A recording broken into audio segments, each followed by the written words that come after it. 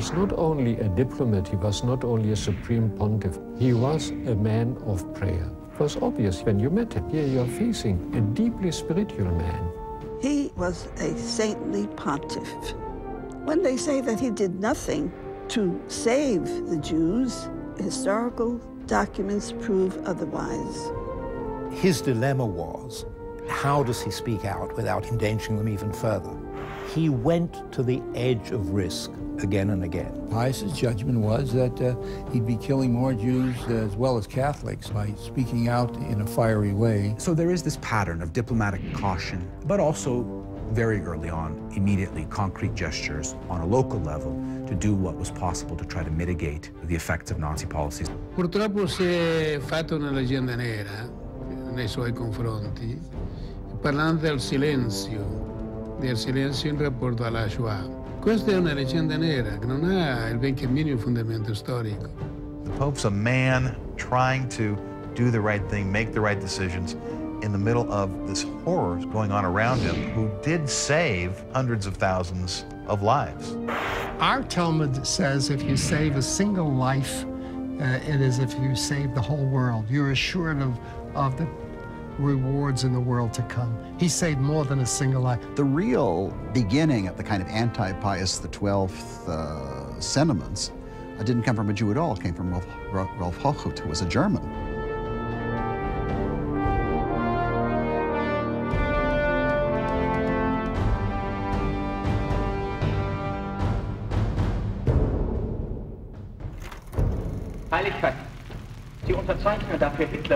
In 1963, 5 years after the death of Pius XII, a play called The Deputy premiered in Berlin. It attacked the late Pope for his alleged silence during the horrors of the Holocaust. The Deputy was billed as the most controversial play of our time.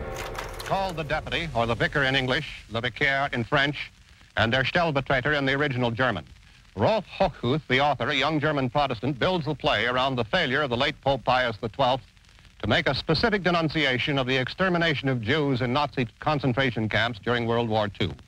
The play has already been seen in 9 countries, and everywhere it was shown, Catholics denounced it as a libel on Pope Pius. In at least 3 cities, there were riots: in Bâle, Switzerland, in Vienna, and in Paris.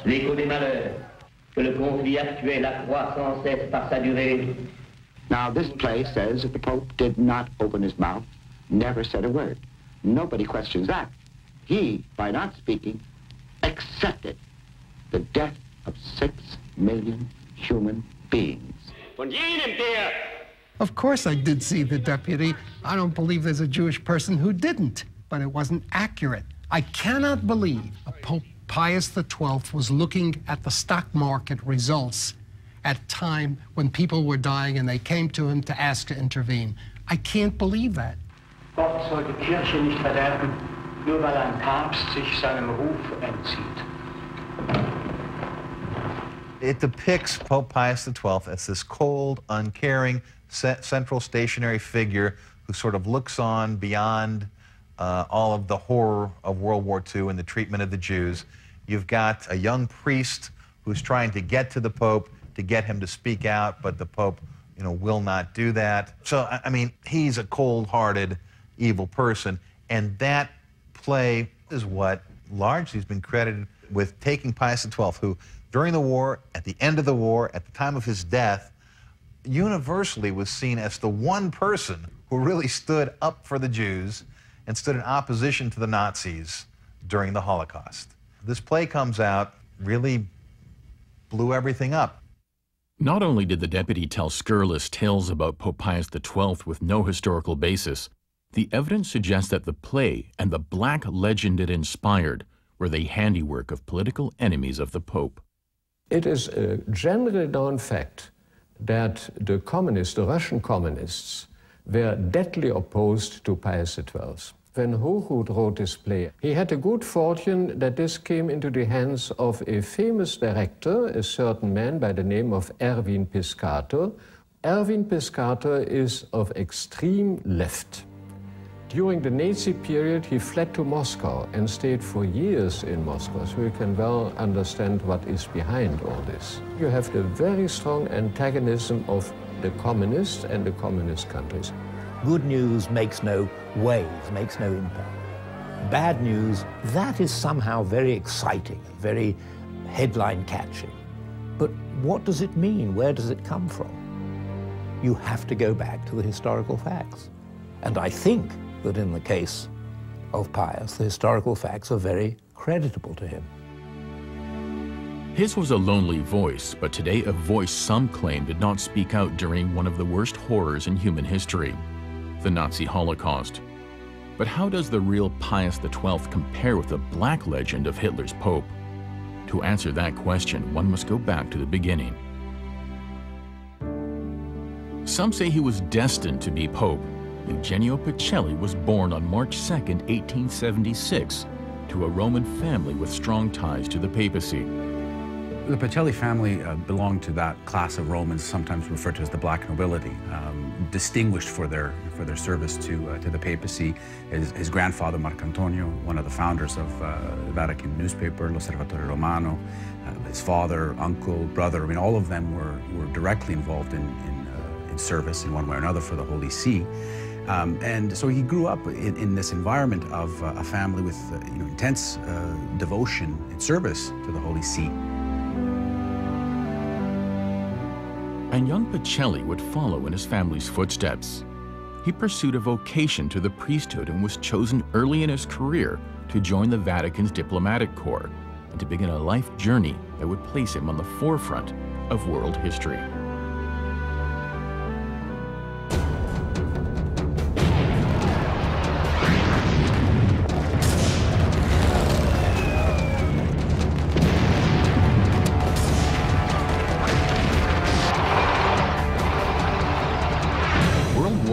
Unleashed bloodshed as it had never been seen before. The youthful Monsignor Pacelli was assigned by Pope Benedict XV to work with humanitarian relief efforts. His efforts were mainly focused on humanitarian efforts, especially with prisoners of war, which was an issue that was dear to his heart, even in the Second World War.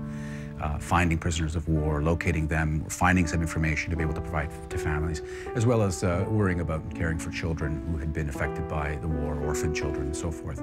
Those humanitarian impulses, as well as the peace initiatives, which he took on as a direct representative of Benedict XV, I think you could argue provided a template for him and for some of his activity in the Second World War. For 3 years, this young diplomat worked with the International Red Cross and with the Swiss government.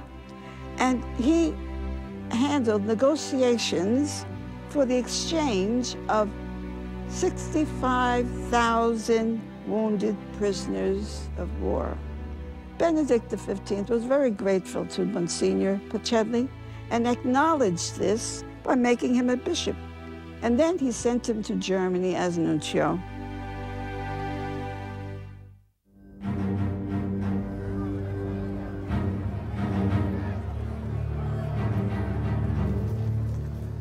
Post-World War I Germany was anything but a plush assignment.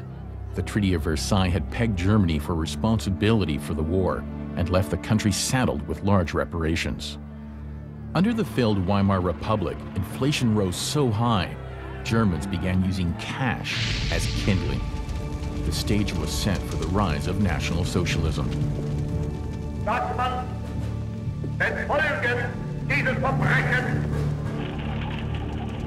The Nazi Party began its rise to power, feeding off Germany's need for scapegoats.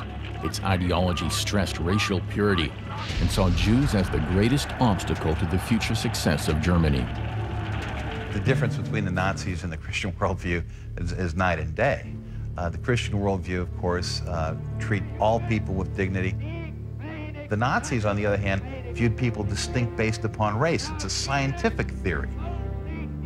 It grows out of the idea of Darwin and evolution, and the Nazis carefully depicted first people with handicaps, later Jews and gypsies, as drags on society, as entities that were preventing the German Aryan race from advancing.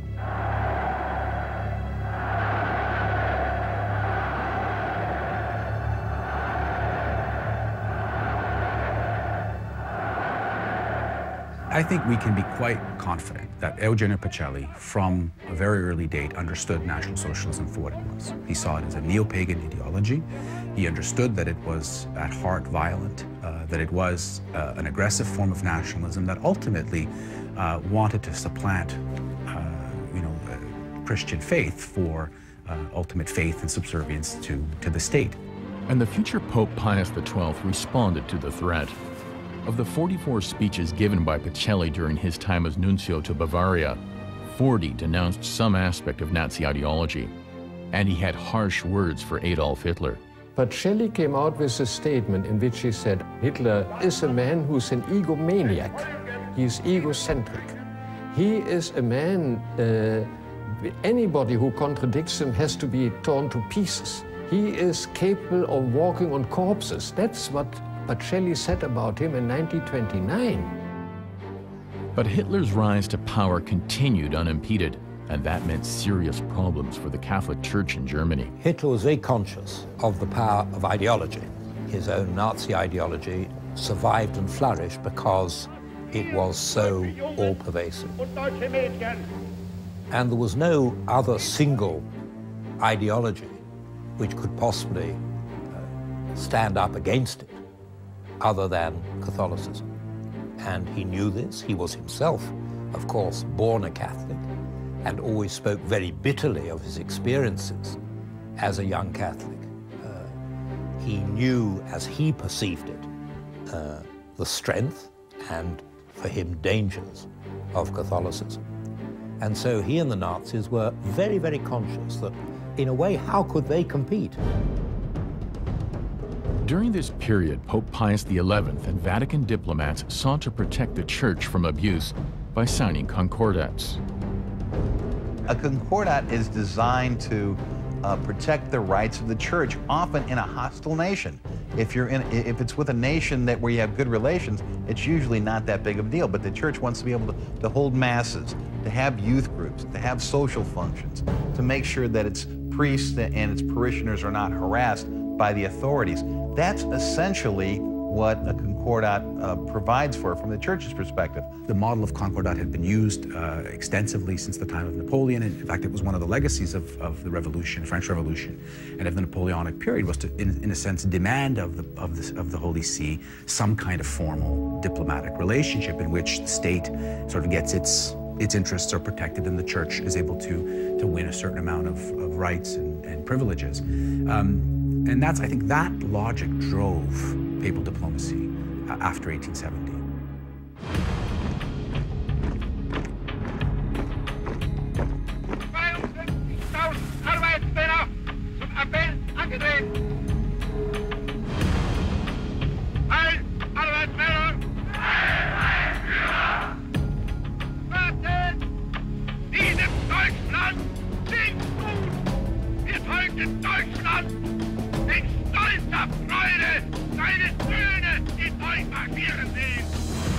By the time Hitler became the Chancellor of Germany in 1933, Nuncio Pacelli had risen to the position of Vatican Secretary of State.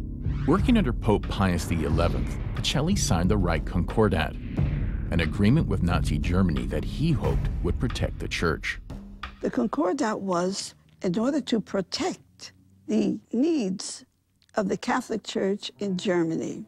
Hitler promised to protect the churches, to protect the Catholics. The Church had to do something to avoid more damage. When this offer came, they were very reluctant to accept it. But they could not refuse it, because the text that Hitler presented and which he was willing to sign was extremely favorable to the Roman Catholic Church. Would it be possible to say no? What would have been the reaction? The first reaction would be Hitler said, well, I've tendered hand of peace. This hand has been brutally rejected. Well, if you don't want peace, you can have war. The Concordat, it's very important. The criticism of it is that it says that the Catholic Church will stay out of politics. And to the Nazis, the Jewish question was politics. So they tried to get the Catholic Church not to comment on their treatment of the Jews. The Church, however, insisted on a supplemental protocol. The protocol expressly said that the church leaders had the right to speak out on issues touching on morality and dogmatic teachings of the church. That is the legal basis that the bishops and the priests in Germany had, allowing them to do what they did, which was repeatedly speak out about the treatment of Jewish people. In his 1999 best-selling book, Hitler's Pope, author John Cornwell claimed the Concordat assured Hitler's rise to power by eliminating the Catholic Center Party and all potential opposition to the Nazi regime. There's a huge factual error right there. The Center Party had collapsed prior to the signing of the Concordat. The Center Party in Germany had capitulated and actually helped Hitler get the Enabling Act through. It actually helped Hitler come to power a little bit because it was so weakened, and the Nazis were beating up the leaders, arresting the leaders, that it was kind of embarrassing to the Vatican that had happened. So the Vatican is trying to protect its rights. I can't find in the Concordat Nazi sympathies on the part of the Vatican or Pius. I see in it an attempt to protect the Catholic Church from something which clearly is very disturbing. But 1933 was not the Holocaust. 1933 was not mass murder. 1933 was the coming to power of someone with bizarre, racist ideology who might last a year, might last 2 years, might last 2 or 3 months in the chaotic situation in Germany. But Hitler's promise to protect the church meant little, as the Vatican and the entire world would soon learn. Cardinal Pacelli signed the Concordat, and 5 days later, everything Hitler had promised disappeared. He began persecuting the Catholics. The printing presses were closed, churches were closed, youngsters all had to join the Hitler youth groups. And things would not improve for the Catholic Church or for the Jewish population in Germany. In September 1935, the Nazi Party promulgated the Nuremberg Laws. These race laws severely persecuted Jewish citizens and served as a foreshadowing of the coming Holocaust. There were 60 protests. The church did protest. The Secretary of State did protest. Pius XI did protest. After 4 years, the Vatican lost patience and finally, now we go public. And they signed the Pope Pius XI, but with the great help of his Secretary of State Pacelli, came out with the encyclical Mit brennender Sorge. The document had been smuggled by diplomatic sources to the Apostolic Nuncio at Berlin. They got it printed in hundreds of thousands of copies. It was taken over by private means, by motorcyclists, even by boys, to all the parishes, to be read out on Palm Sunday in all the masses. It's a profound statement. It's not written in Latin or in Italian, it's written in German, and it's just an indictment of racism and what's taking place. There is a statement in there already with reference to St. Paul, and here the Jews are mentioned by name. There is no distinction between Greek and Jews. In other words, the Jews are people as everybody else. The reaction of Hitler was furious. Anybody who was found in the possession of a printed text was liable to end up in prison or concentration camp. Hitler was particularly enraged because he hated being laughed at, and this suggested he was being laughed at by God in heaven. The Nazis retaliated. They confiscated all copies they could. They broke up printing presses. They arrested people who had helped distribute it. You didn't have free speech in Germany. I mean, it's a crucial thing. People talk about, why weren't there more statements? Well, statements didn't go far, and they ended up often bringing about retaliation.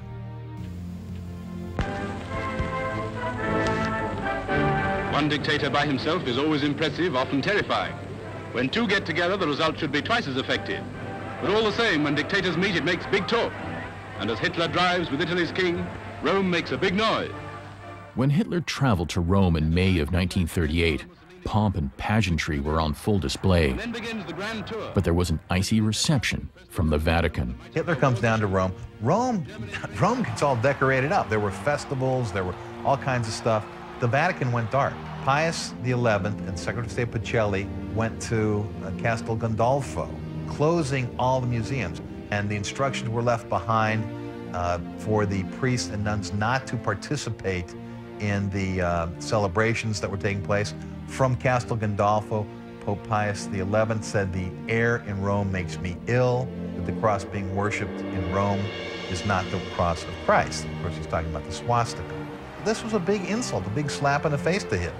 A different sort of pageantry was on hand on March 2nd, 1939, when Cardinal Eugenio Pacelli was elected the 260th successor to St. Peter.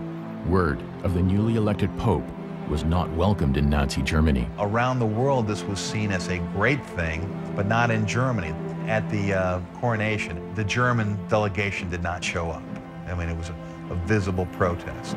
With the threat of war looming over Europe, the new Pope vowed to dedicate his papacy to peace.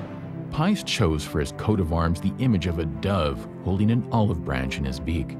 The new Pope would have little time to settle into his new position as the universal shepherd of the Catholic faithful. Already, war clouds were hovering over Europe. The Nazis sent the Wehrmacht smashing into Poland. For France and England, faithful to their mutual assistance. In September 1939, Germany launched its invasion of Poland, beginning the Second World War. Just 1 month later, Pope Pius issued his first papal encyclical, Summi Pontificatus. To me, there are profound statements there. You can't ignore what they're saying. I mean, when you're faced with an ideology that has decided that one nation or one race is greater than all others, and certain races or groups need to be eliminated in order for the greatness of that one race to be realized. When a pope comes along and says, you know, we are all children of one God, when he uses words like the unity of humanity, to me, those are very profound statements. Some people have said it's a weak document, insignificant one. Well, if it was that insignificant, how to explain that the Allies dropped 88,000 copies of this document over the German territory? Why did Hitler give order to the Hitler Youth to retrieve every possible copy so that it would not fall into the hands of the German population? The Nazis' brutal occupation of Poland involved countless atrocities against both Jews and Catholics. I think Pius XII was in a very difficult situation because he was receiving information all the time, not only about the mass murder of Jews, but also the mass murder of Catholics. They singled out Catholic priests and Catholic leaders and executed them in the thousands and tens of thousands in order to try to destroy what they saw as this threat from Catholicism. Pius dealt with folks the same way, whether you're talking about Jewish peasants or Catholic priests. We didn't see a bunch of verbal protests on behalf of, you know, let the priest go, let the priest go, let the priest go, while you're ignoring the Jews. If we saw that, then maybe there'd be a case, say he's an anti-Semite or something. But he dealt with Catholic priests the same way he dealt with Jewish peasants, which indicates, to me, I think he was doing what he thought was the right thing to do. He wrote a very strong statement once and had it smuggled into Poland to be read in Poland. The cardinal in Poland took the letter and burned it and wrote a letter back to the Pope and said, "This will get people killed." A public statement may have gotten people killed, but Pius XII did not shy away from strong words and actions behind the scenes. This was clearly seen in a private audience with German Foreign Minister Joachim von Ribbentrop in March of 1940. Ribbentrop walked into Pacelli's office and began telling him what the Germans were going to do and how it was time for the Holy See to line up on the side of the Axis. And Pacelli walked over to his desk, opened up a ledger, and began reading down from a list of Nazi atrocities and just going through stuff that Ribbentrop, I guess, assumed the Pope didn't know about. And they said Ribbentrop ends up being ashen as the Pope lectures him about the outrages and what he is doing on earth, what he's doing with his immortal soul, what's going to happen to him in the future. They say he walked out of the office and he's just white. But were words enough? By 1942, the Vatican had received reports of the systematic extermination of Jews in Nazi-controlled areas. His harshest critics say Pius XII's response was silence. The question is, why didn't he speak out when he was getting information about the Nazi atrocities? One side of that story, the very anti-Pius XII, is that he either was indifferent or didn't care or was actually sympathetic. The other argument is that he did the best that he could, that he was living under Nazi control, and that he would have very likely been killed had he done anything more than he did.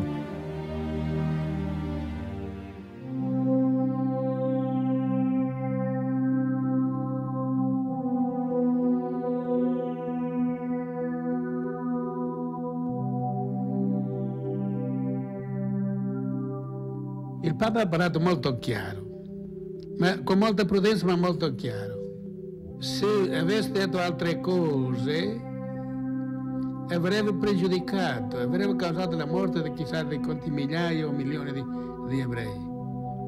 Quindi qui io vedo sempre la saggezza, la prudenza, insieme alla chiarezza, perché è stato molto chiaro. Father Peter Gumpel, the Jesuit priest charged with investigating whether or not Pius XII should be canonized a saint, was living in Holland when the Dutch bishops chose to protest the Nazi roundup of the Jews. On July the 26th, 1942, as a Catholic boy, I go to the church, and to my great surprise, the Catholic Archbishop of Utrecht condemns in the strongest possible terms that the German occupiers of Holland deport the Jews.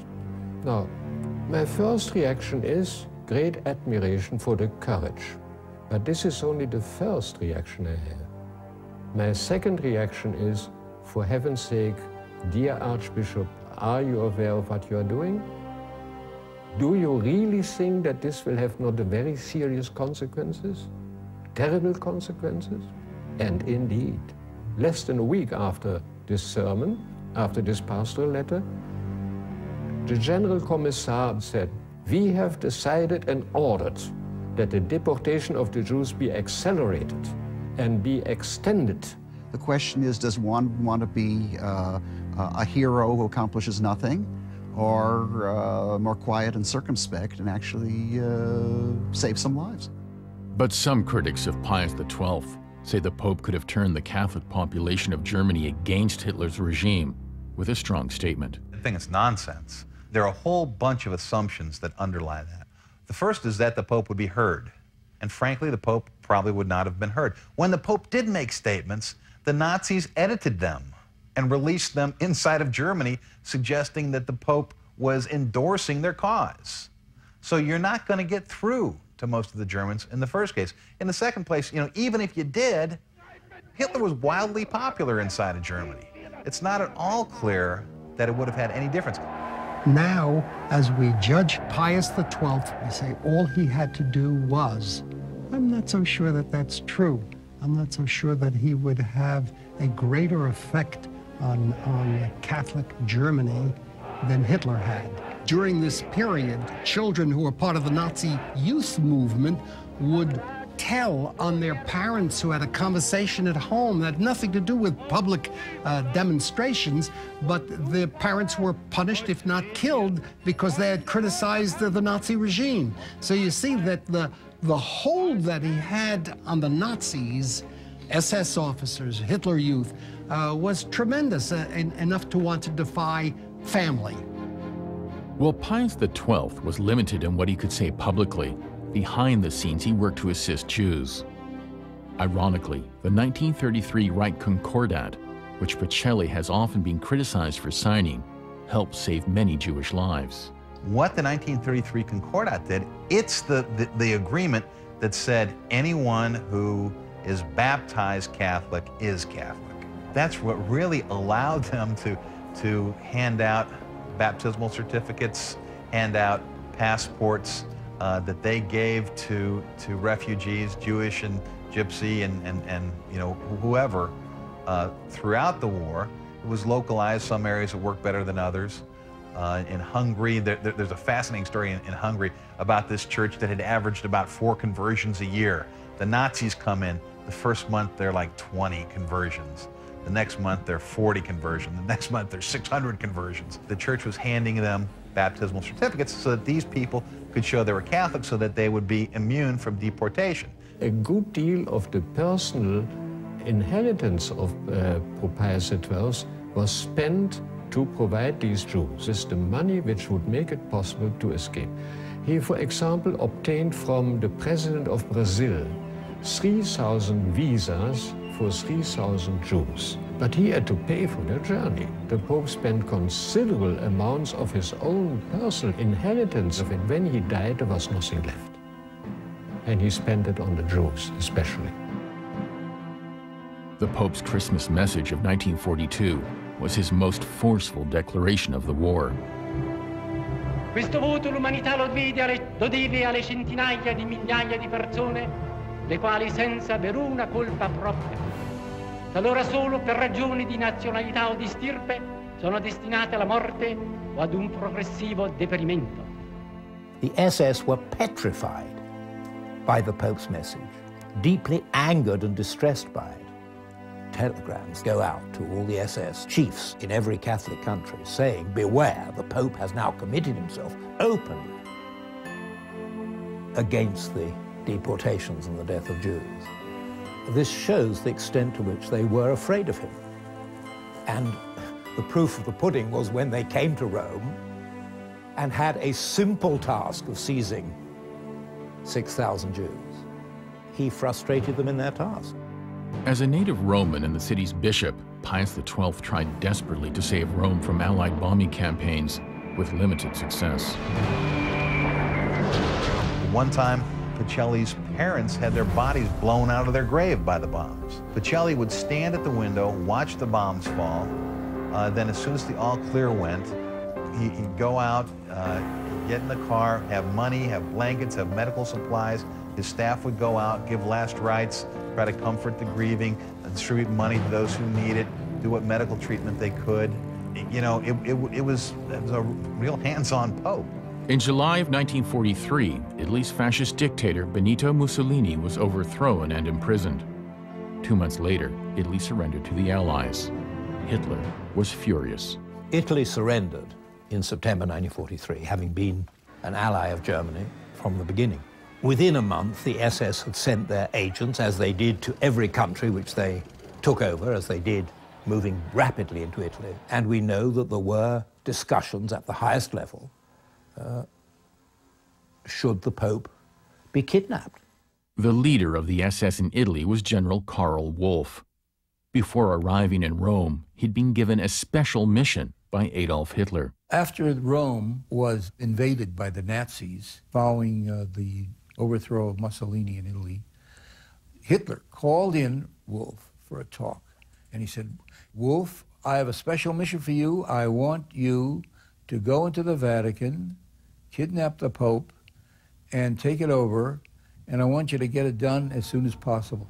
Dan Kurzman was the first journalist to interview General Wolff about Hitler's plan to kidnap Pope Pius. He details the plot in his book, A Special Mission.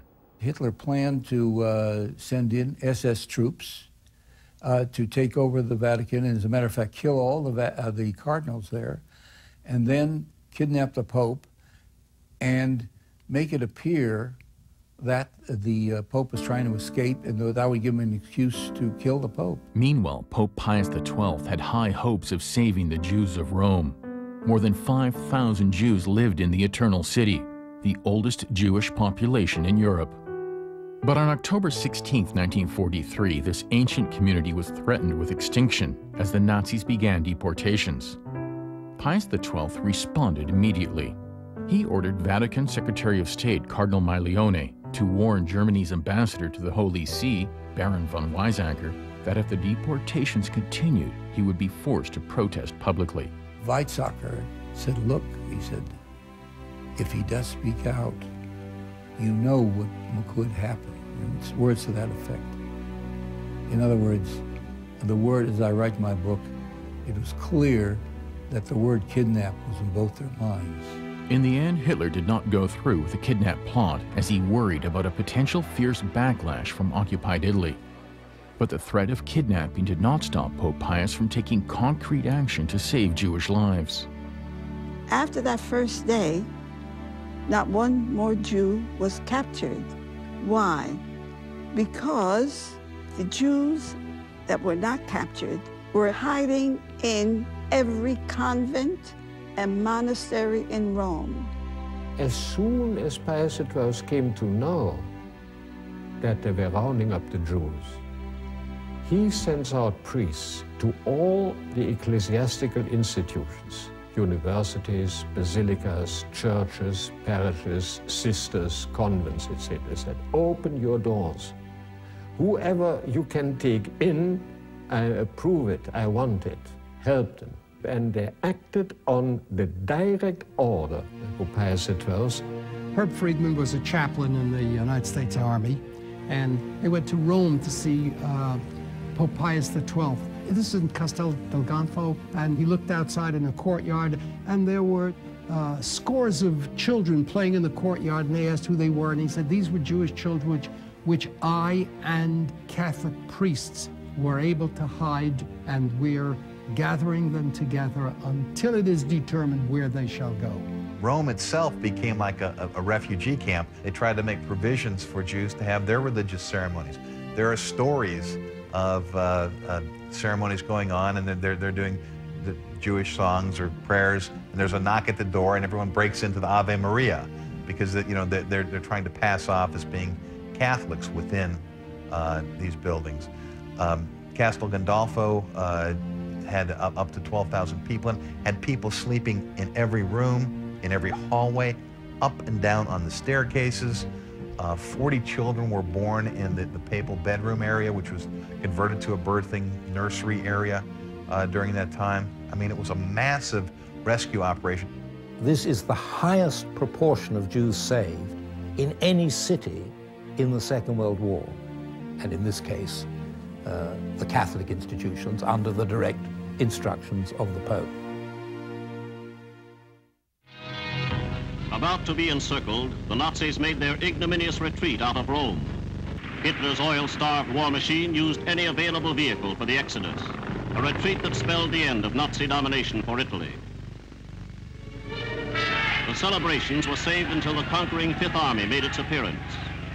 With the last Nazi routed, Rome, after 4 years, was free to rejoice in her liberation. Pope Pius gives audience to Allied soldiers for the first time since the war began.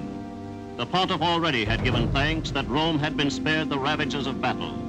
And here he meets some 4,000 fighters who freed the Italian capital from Nazi tyranny. You know very well, you have had experience now of the dangers and uncertainties of life in the midst of a war. Make one thing certain, that you keep always close to God.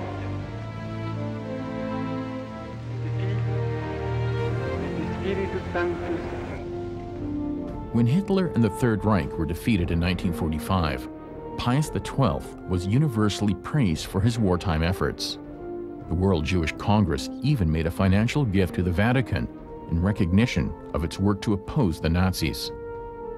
Jewish leaders from around the world spoke out in thanksgiving for Pius XII's hand of peace for his Jewish brothers and sisters.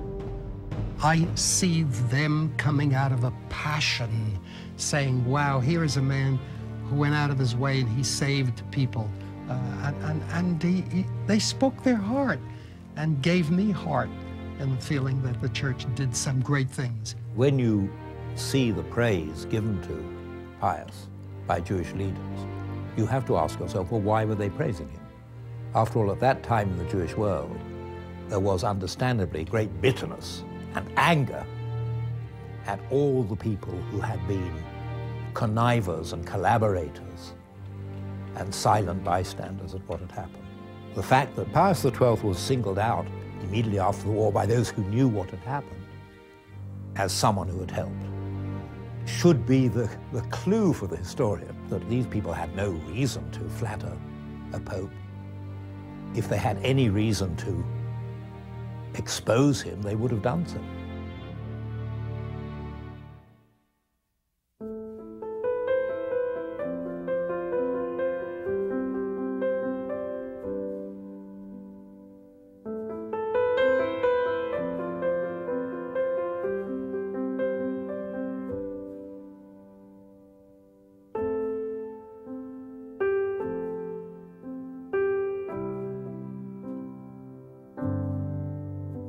When Pius XII passed away in October of 1958, it brought to an end a nearly 20-year papacy. The outpouring of love and admiration was unusual even for Vatican standards. 53 nations sent representatives to the funeral mass, including the State of Israel.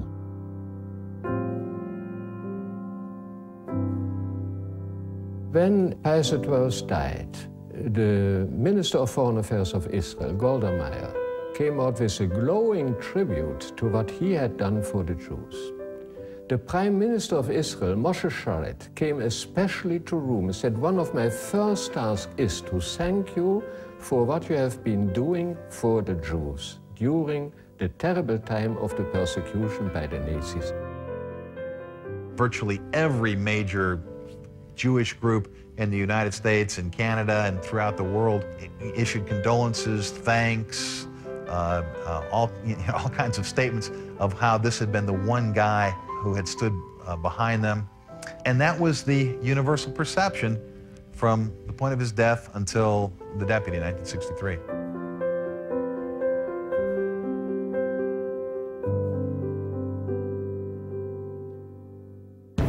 Since Pacelli's death, the Catholic Church has taken huge strides in forging closer relations with the Jewish faith.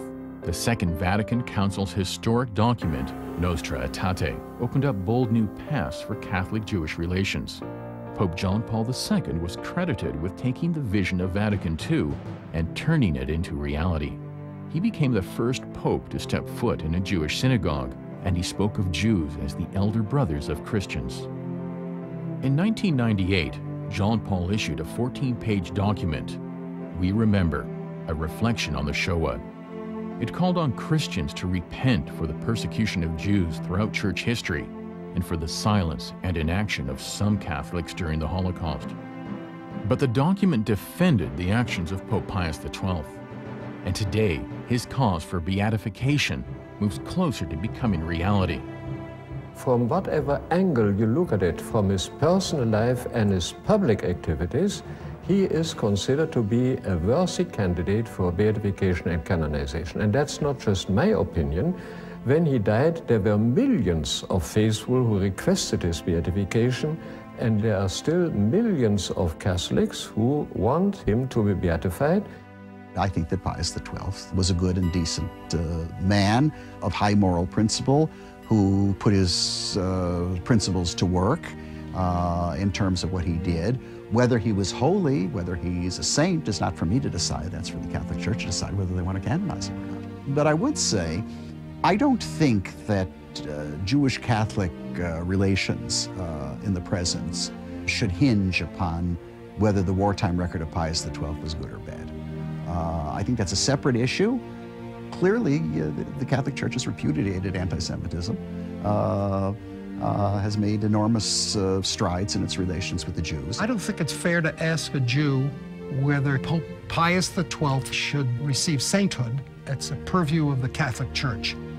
What I want to know, what I want to celebrate, and it will be burned into my mind because I was there in Israel when John Paul II placed that little note in the wall, placed a note in that wall.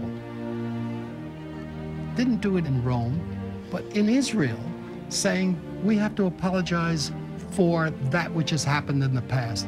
He reaches forth his hand in friendship. For God's sakes, let's grab that hand and work together for a better world.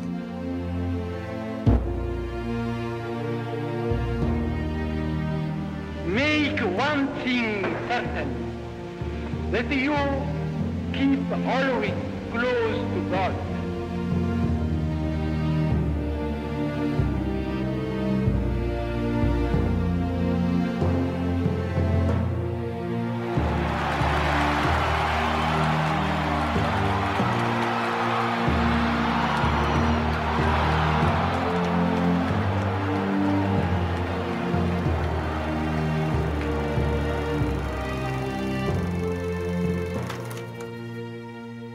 For decades, the figure of Eugenio Pacelli, Pope Pius XII, has been at the center of some volatile polemics.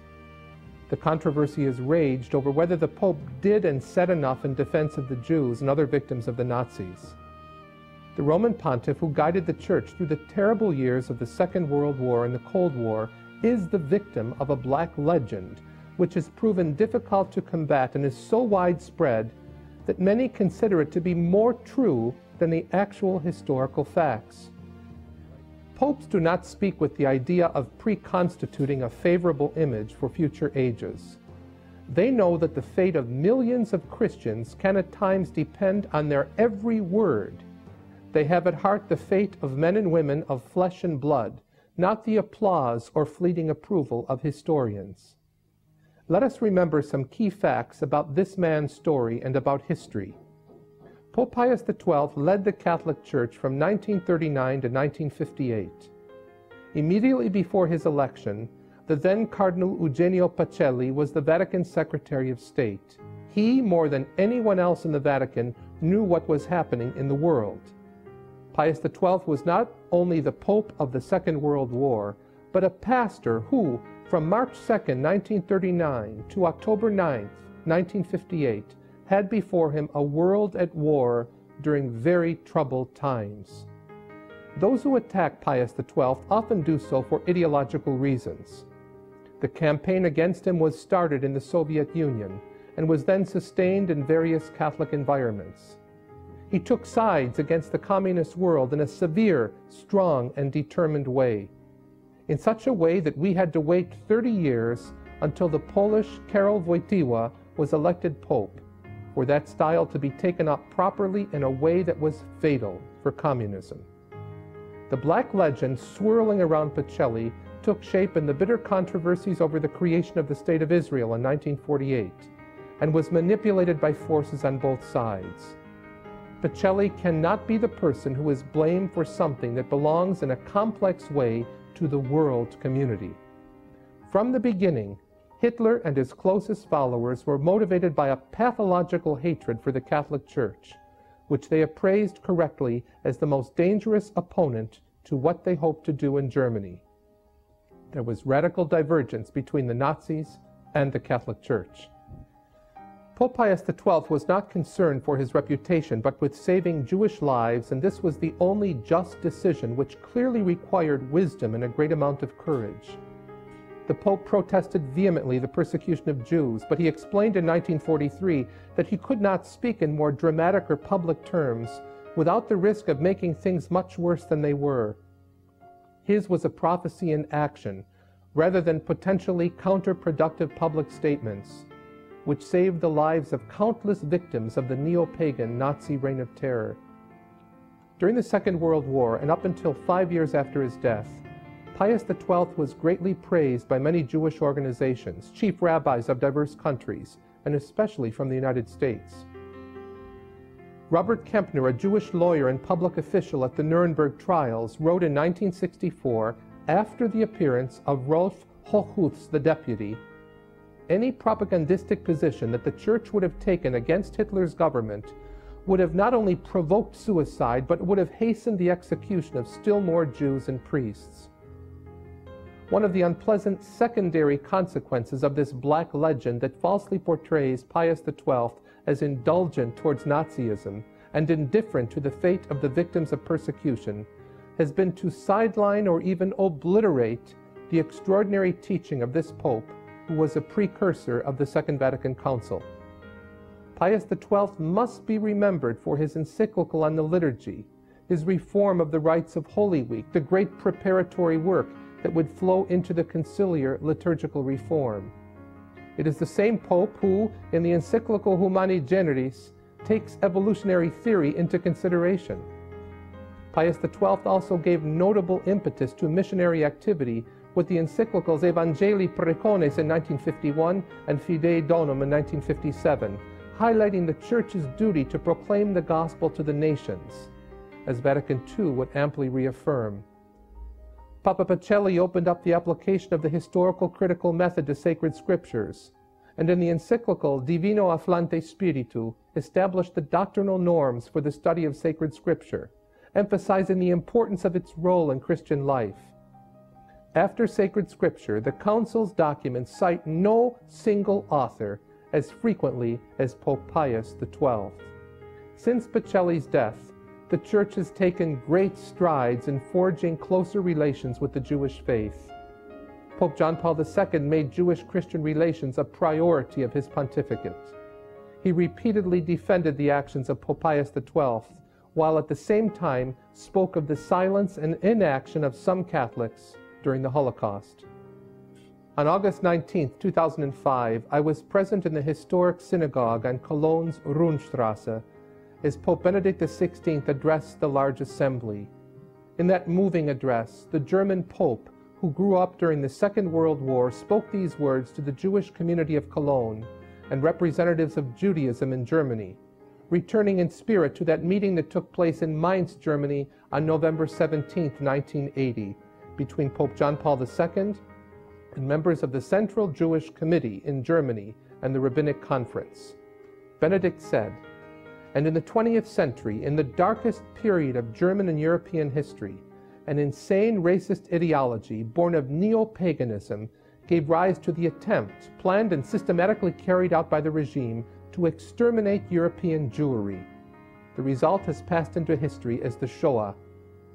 Benedict continued, "I make my own the word spoken by my venerable predecessor on the occasion of the 60th anniversary of the liberation of Auschwitz, and I too say, I bow my head before all those who experience this manifestation of the Mysterium Iniquitatis. The terrible events of that time must never cease to rouse consciences, to resolve conflicts, to inspire the building of peace." Then in New York City on April the 28th, 2008, the Park East Synagogue gave Pope Benedict a warm welcome.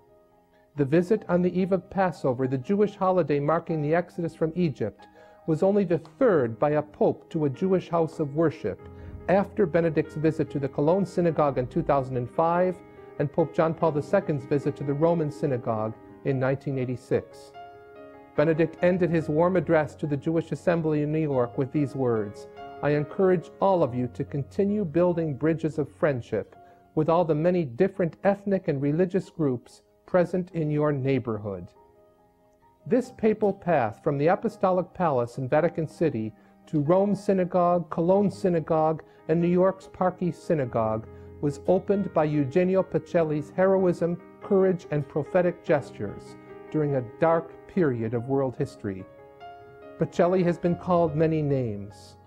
He was also known as the Pastor Angelicus and Defensor Civitatis. He is now a servant of God on the path to beatification and canonization in the Catholic Church. It is our hope that this documentary has shed light and truth on this great man's life, prophetic actions, courageous words, and his significant contribution to humanity. Let us learn from his example as we extend our hands and arms in gestures of friendship and peace to the men and women of our time. Let us continue to build bridges of justice and peace to the many different ethnic and religious groups around us.